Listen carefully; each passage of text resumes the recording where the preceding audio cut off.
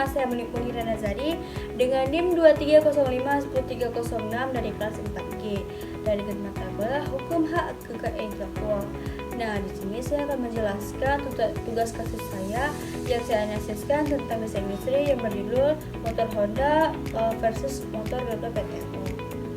Nah, terlebih dahulu saya akan menjelaskan posisi kasusnya.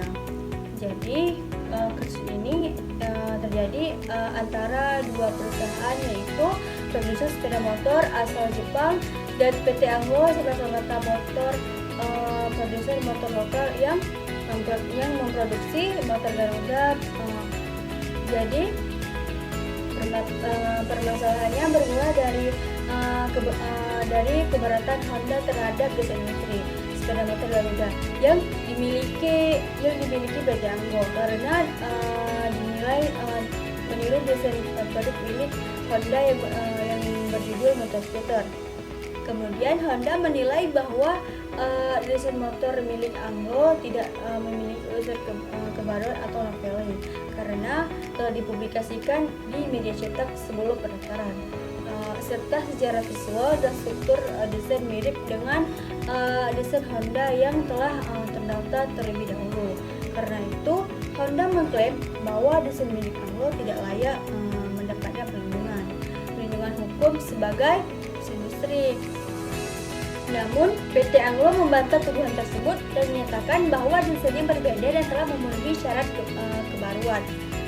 Mereka juga telah mendapatkan sertifikat desain industri secara sah dari DJI.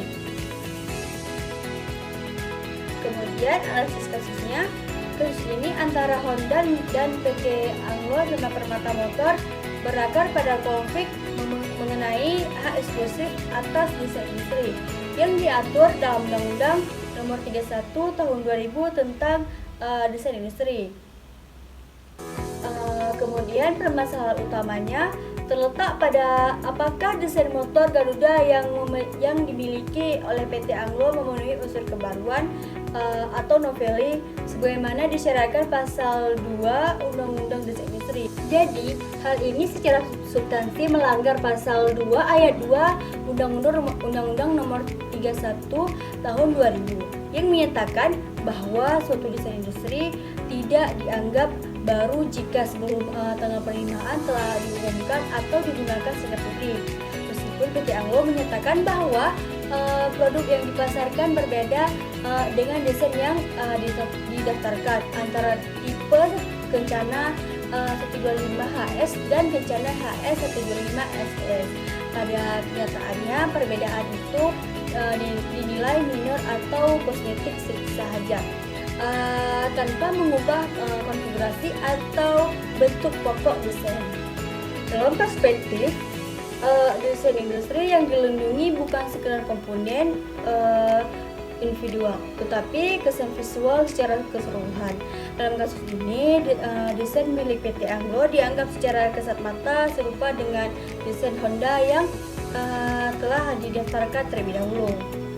Jadi perbedaan kecil seperti modifikasi pada rem belakang atau penutup mesin bahwa tidak cukup untuk menghilangkan unsur kesamaan bentuk secara menyeluruh.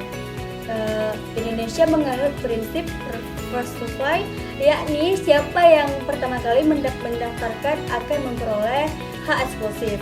Namun prinsip ini tetap tunduk pada syarat bahwa desain tersebut harus baru, bukan hasil peniru atau desain yang telah dipublikasikan sebelumnya.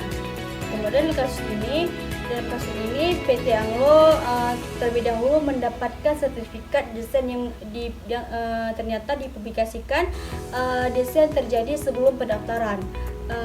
Dan dengan menyerupai milik Honda yang didaftarkan sebelumnya, maka berdasarkan prinsip kebaruan sertifikat Anglo tidak sah secara substansi meski telah dikeluarkan oleh DJHKI. Kemudian PT Anglo tidak meminta izin atau lisensi terlebih dahulu sesuai dengan pasal 7 Undang-Undang Nomor 31 Tahun 2000. Pemegang hak industri dapat memberikan lisensi kepada pihak lain untuk menggunakan desain terdaftar. Karena itu tindakan PT Anglo dalam menggunakan desain yang secara substansial serupa dengan desain Honda tanpa lisensi merupakan pelanggaran terhadap hak eksklusif yang melekat pada desain terdaftar. Jadi kesimpulan kasusnya, desain sepeda motor Garuda bukan desain yang baru karena telah dipublikasikan sebelum pendaftaran dan menyerupai desain milik Honda yang telah lebih dahulu didaftarkan. Tindakan PT Anglo melanggar hak eksklusif Honda sebagaimana dijamin dalam pasal 3 Undang-Undang Nomor 31 Tahun 2000 karena menggunakan desain tanpa izin dan tanpa lisensi resmi. Kemudian tidak adanya lisensi antara Honda dan PT Anglo membuktikan bahwa penggunaan desain oleh Anglo tidak sah karena melanggar ketentuan dalam pasal 7 nomor 31 tahun 2000. Jadi demikianlah yang dapat saya sampaikan. Terima kasih sama mohon maaf. Assalamualaikum warahmatullahi